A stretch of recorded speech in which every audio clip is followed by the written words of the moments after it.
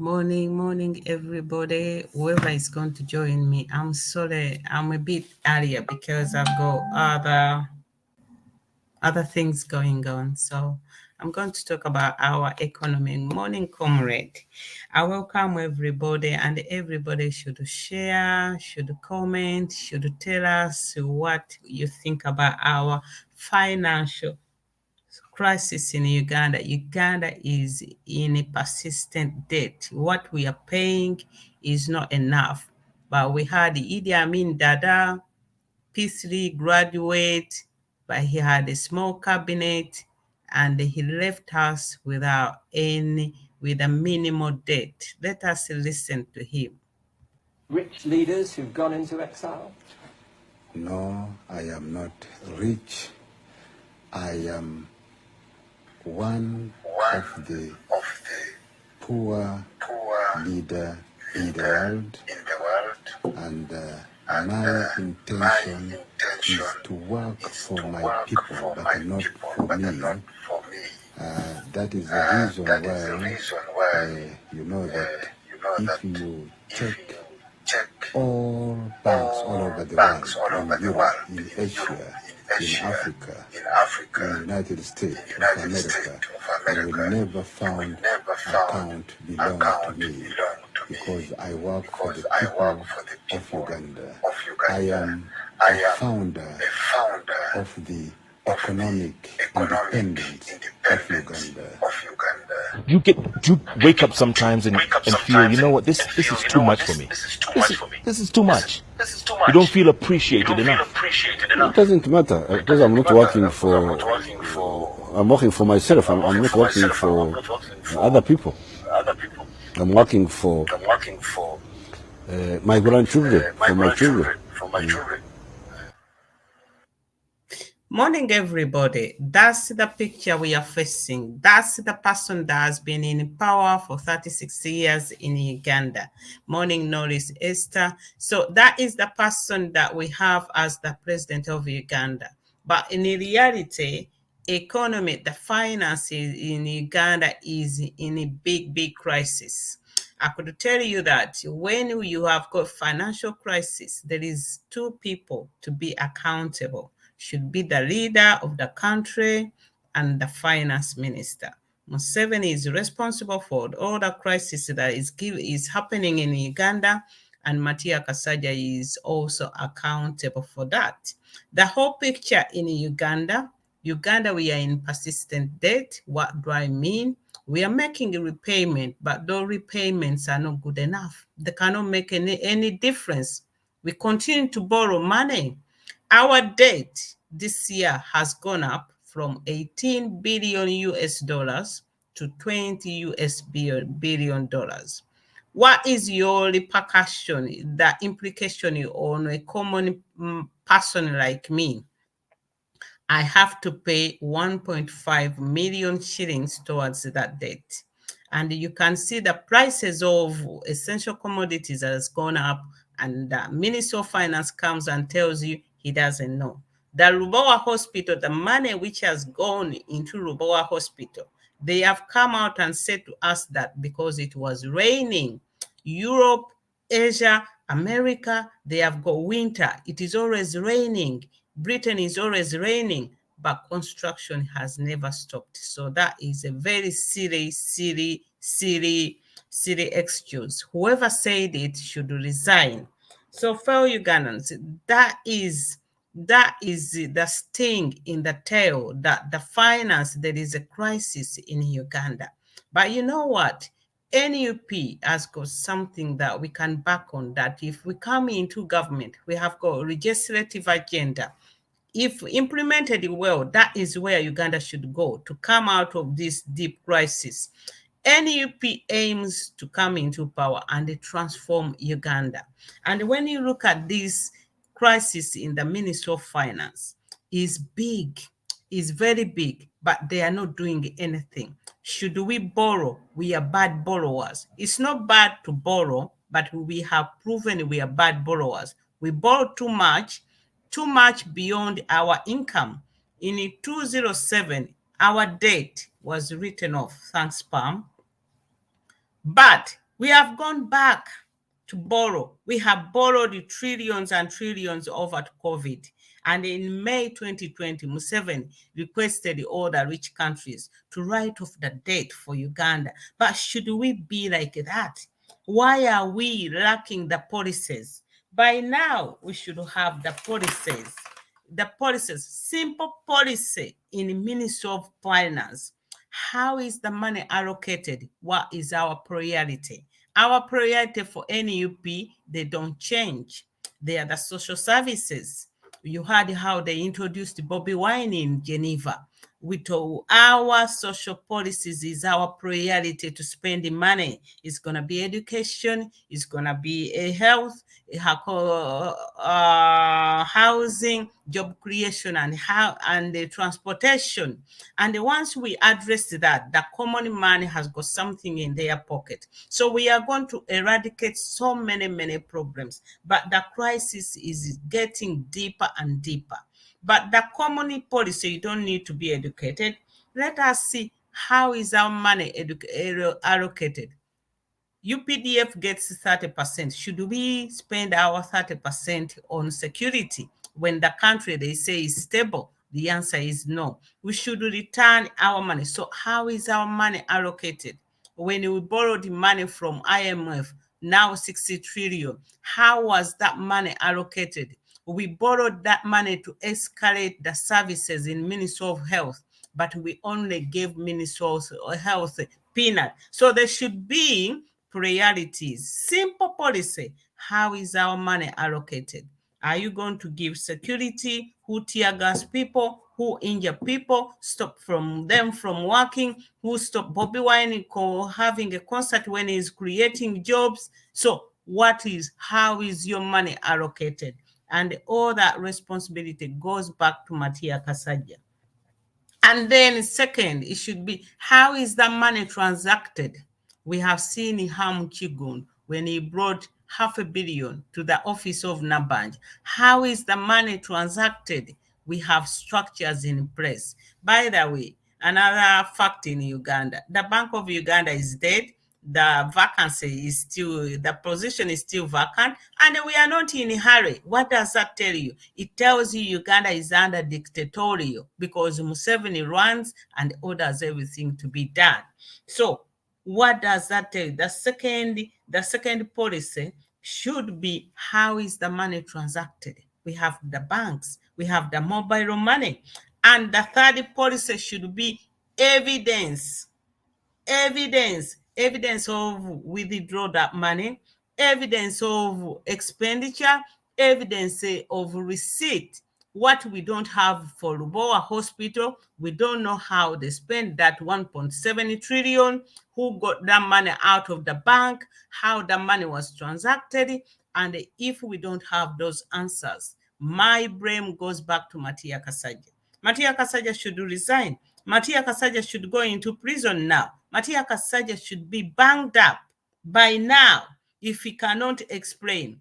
NUP banks on its one of the hashtag that we got from our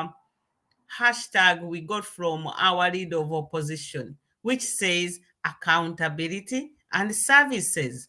As long as you can get accountability, this is where NRM is failing. No, that is not the one. But when we look at this cabinet, I'm looking at the cabinet of Idi Amin. It was a very small cabinet. It delivered. Now we have a cabinet of 81 ministers. We have our shadow. We have demonstrated that when we come in government, we are going to reduce the numbers. NUP is going to be about quality, not quantity. What NRM does is about quantity, not quality. So we are looking at what is the problem. The problem is the Minister of Finance, Mattia Kasaja. He hasn't taken any responsibility to find out how that money is spent. He hasn't demanded accountability. As a Minister of Finance, he should come and give and ask for accountability. The Minister of Finance knows very well that Uganda's biggest economic contribution comes from agriculture. 70%. Why would you leave your daily meal? Why would you leave that? Why would you go and borrow? Why would you go? Why would you bring in investors? Foreign investors, why don't you support the businesses in Uganda, what they call boo-boo? Why don't you support that? That is where we are failing, that the Minister of Finance is not fit for purpose, whether his CV entitles him to be Minister of Finance, but he's losing the basics of these small policies of how is our money allocated, how is the money transacted, the evidence of expenditure, the evidence how that money was withdrawn. Because if we have those three in place, we should know who took the money, who is taking all this money missing in Uganda. Too much money is missing every day. Too much money. We are spending money on extravagant. What about if we bring in austerity? Austerity, it means to live within our means. That Uganda earns 18 trillion per year. How can we live within 18 trillion per year? Every Ugandan will appreciate, but we have got overblown budget, 45 trillion, which is 2.5 of our income. What do we need it? Have we recovered the money through corruption? Museveni says that comes into people owning hotels, owning whatever businesses in Uganda. It shouldn't be that way. We need, when you read NUP, one of our aims, if you read it, this is the one. One of our aims is inclusive economic development. We need to get grip on that. Inclusive economic development. That one, it means every Ugandan will be included. Every Ugandan will share. If we sell oil, we are going to share. How does every Ugandan share? Through hospitals, through public services. That is how we share. We don't share cash in the hand. Another policy that we need in Uganda is to stop cash in hand, because we have got mobile money now. The cash in hand, I'm talking about things like a SACCO, things like this one they call wealth creation. They are giving people cash. Cash doesn't help. We have got the PS, but the Permanent Secretary of Finance, Ramadan Gobi. When he was appointed, he promised that he's going to bring accountability into the Ministry of Finance. That has not happened. What has happened? He went on to give a contract to Enrica Penetti, and that woman happens to be, she hasn't been accountable for the 1.7 trillion that she was given for Ruboa Hospital. So Gobi has failed at the first hurdle. He wrote the NRA manifesto, Secure a Future. But fellow Ugandans, we live in a digital world that we need to embrace. Anita, somebody said about it. We need to live in a digital world. If we come in power, we have to bring in digital. Digital is very simple. I could sit here and I could see how the money was allocated, how the money was transacted. The evidence should be there. Small basic policies and procedures must be applied.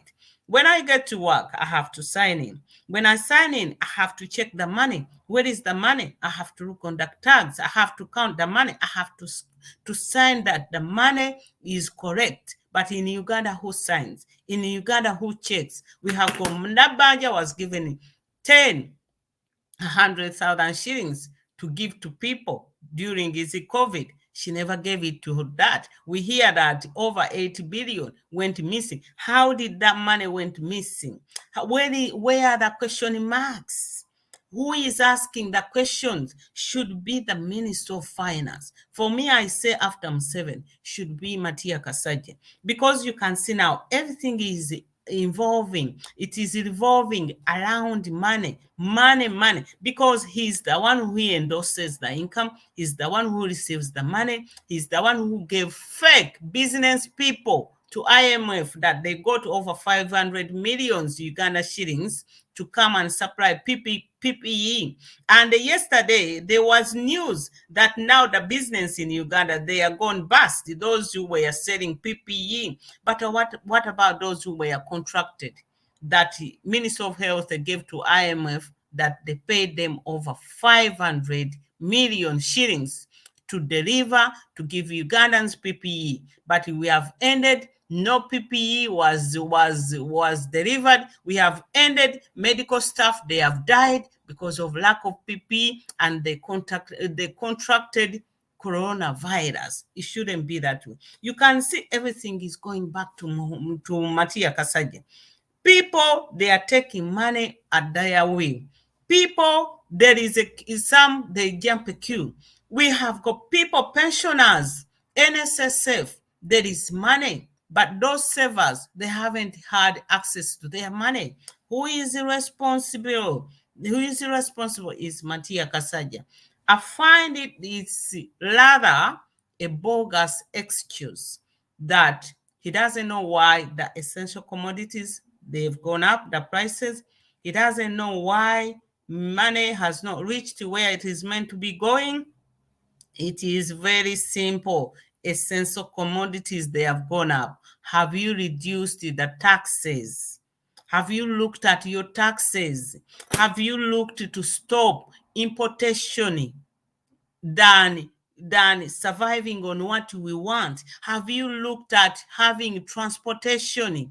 Because if we have roads to the rural area, those roads, we can use them for transport to go and bring agro products, and those agro products, they reach at affordable prices. Has Mattia Kasaja said that? What about if he says, let me give money to go to Rusakaramese to build a road, let me put a levy, let me put less taxi on trucks which collect money, which collect food from villages, because we have got so much products in Uganda. Look at that, what? A lorry, a truck of sugar cane is costing 60,000, which is about $20. 60,000. Think about who grew the sugar cane. Think about the laborers. Think about those people who packed it on the lorry. How can that be? Now we have got the corn, maize flour, the corn. A kilo is 300 shillings. So how is it that that kilo has come up from 1,500 to 300? So how can we improve on our agro products? I think it's a policy to look at. It's something to look at. Has Mattia Kasaja read a budget and say, I'm going to put 70% into agriculture? Because that is our biggest. We shouldn't be borrowing. I look at Idi Amin, how he performed. The kilo of coffee was costing better. How we sold the coffee, we were earning money, variable compared to today's. And at that time, Amin was having sanctions and sanctions. So on evidence that we see, Idi Amin was better than Museveni. Not many people want to hear that. Idi Amin on performance, on yardstick, he was a president for 8 years. He was a primary 3 student, but he chose a cabinet that was good enough to look at our economy, a cabinet that was good enough to come up with good policies, to come and see what works for Uganda. When you want to listen, you try and listen to this gentleman. I've got so many of his videos. This gentleman normally appears on BBS, but he talks good volume. When you talk about our economy, he can take you back what used to happen. But when we see, Amin didn't have account abroad. We have people who have got offshore accounts. So what we are lacking a minister with a will to pursue accountability and services. What we are lacking now, we have a president who says he's working for his children. He doesn't work for Uganda. He doesn't care. By now, Mattia Kasaja should be sacked. Ramadan Gobi should be sacked. Everybody should be sacked. By now, people, they put this one burden on the parliament.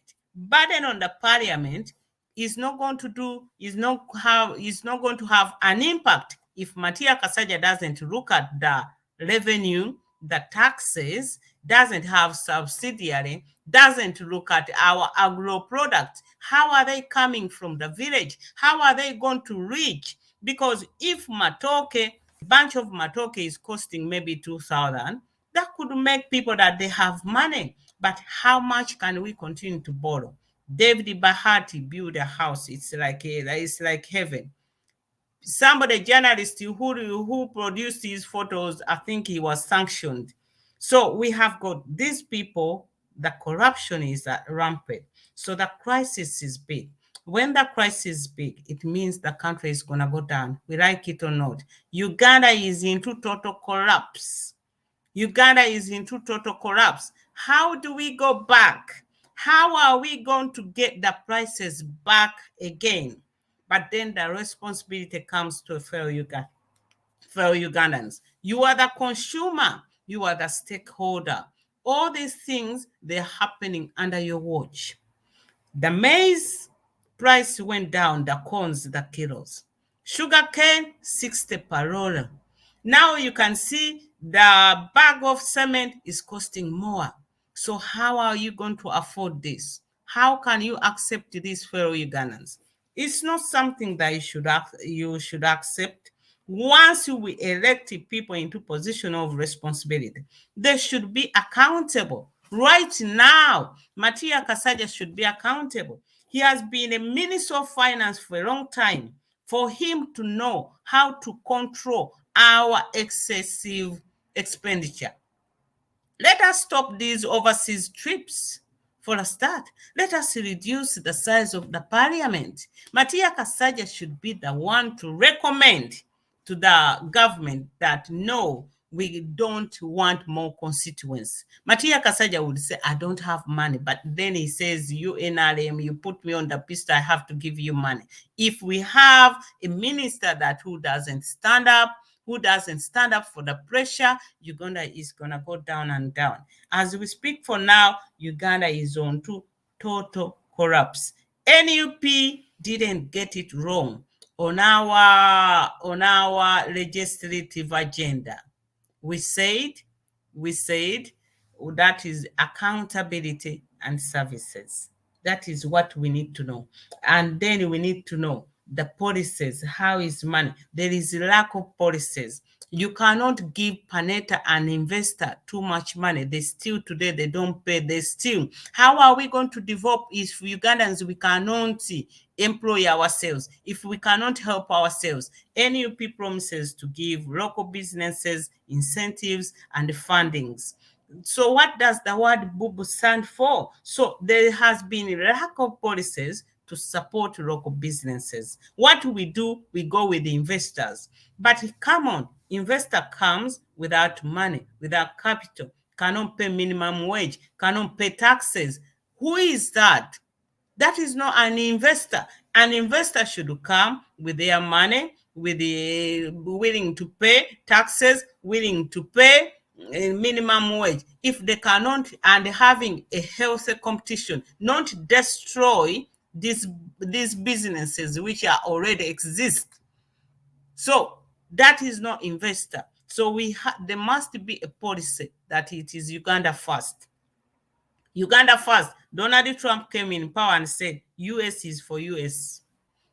Britain Brexit, it is British people first. So it should be Uganda first. And we mean it by our policy. We look into those people who can do a business. We must put competition into these institutions and the second school and the universities. That's how you can have all these ideas. You ask them, how can you do this? Then you have to fund those projects and you try them whether it works. We cannot continue borrowing money. We cannot continue borrowing beyond our means. That is inconceivable. But fellow Ugandans, a country to have a good economic development, one of the foundation it must be on is rule of law. Rule of law is not there. We like it or not, it is not there. So if the country is unstable as Uganda it is, so Uganda economically is not going to develop, is not going to grow. But what we have, people they just woken up in NRM. If you want, fellow Ugandans, NUP, please bang on this. Those in NRM, the intellectuals, they are suffering. They are suffering what?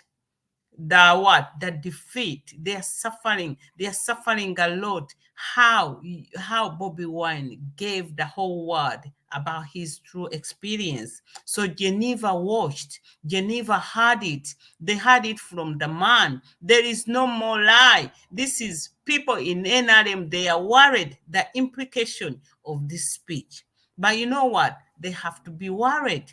But it's our duty to remind people when there is lack of human rights, when there is lack of people to free them, when you don't create jobs, when you give yourself jobs, but others you don't give them, that is what is exactly what happened.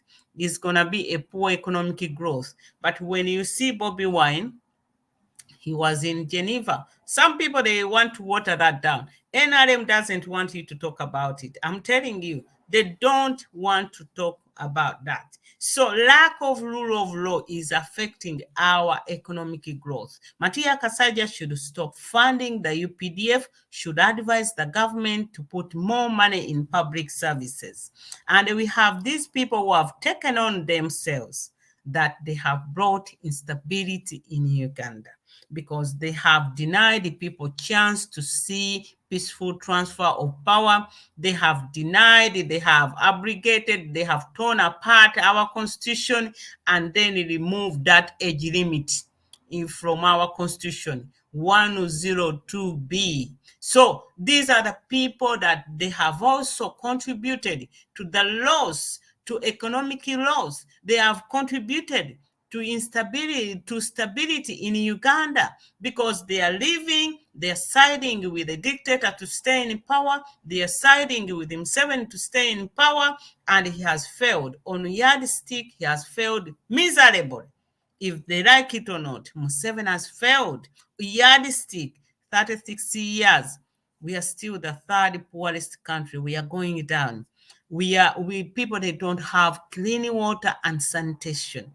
People, they go to bed hungry. So economic growth is poor. Lack of job creation is high. We don't have job creation. Or we are exporting Ugandans. And then we have people in diaspora, a policy that has not been addressed, because Uganda now relies much more on people from diaspora. We are the people who send money. We are the people who are contributing. We are the people who are employing people. We are the people who are paying people on time. So people from diaspora, we should have that policy should be into the government, into the parliament. But there is a fear that people in diaspora, if they are given. So that is a fear. Whenever you fear to talk about your enemy, whenever you fear to give your enemy what they're entitled for, then there is only one destiny. There is a failure. So fellow Ugandans, I wake up, I'm very, very sad. The economic status in Uganda is into crisis. But we are looking at the big department, nothing has been done. We are looking, there is no accountability. There is no basics of policies. How do you allocate money? How is that money transacted? Where is the evidence? Where is the receipt? If a minister, how comes that a minister, that money comes in Uganda, it just goes through the window? And now in Uganda, we know we order money. We order extra our money. I don't know whether the printer is in Uganda. So if we want to join East African, our economic status has got to be in two place. We must have a good economic status. Otherwise, it's no point of joining East African community. So where we are now, that is where we are now. We look at if they had a solution for digital.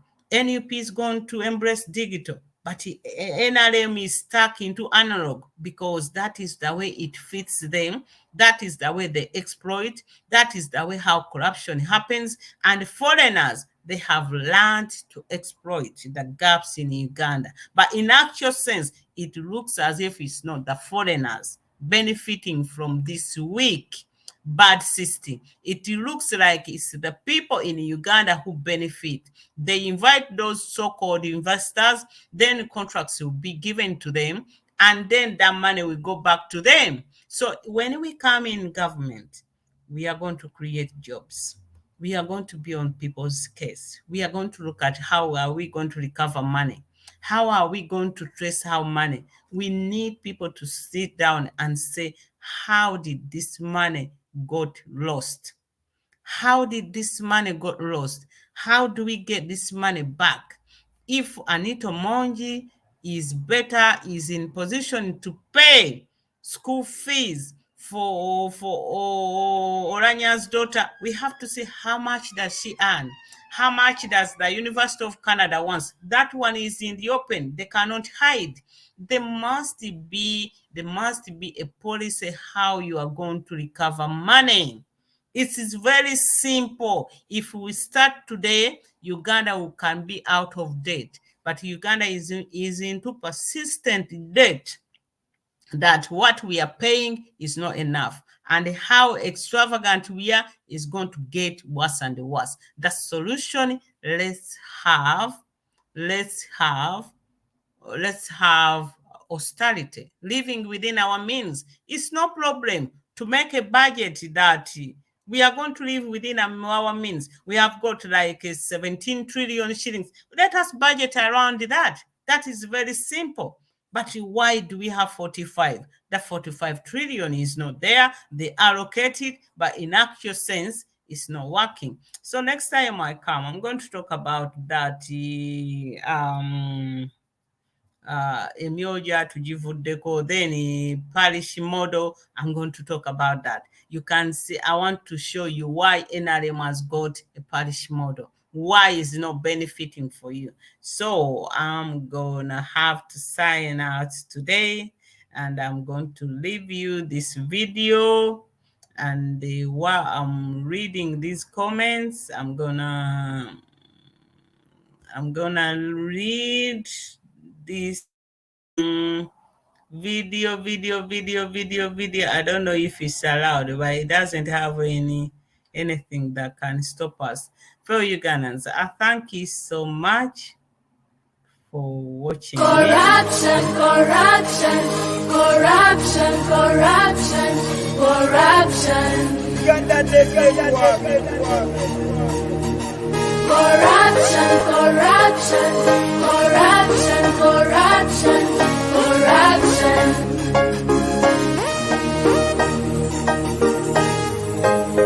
Mr. Corrupt, I see your eyes. You're watching the money, the poor people's money. Shame on you. Love the same. There's no happiness, we living so every hour. Nobody care watching poor people suffer. There's a big space between the rich and the poor. Poor medication, only money disappear. But those we elected, nobody seem to care. But we live in a death of the money we relate. First come, first up, touching from the sun. If you show up with the money, boy, you better than no. Let's make this world a better place. Let's send this world for you and me. Let's burn corruption and lift the nation. Everybody attention, no complication. Make this world a better place. Let's send this world for you and me. Let's burn corruption and lift the nation. Everybody attention.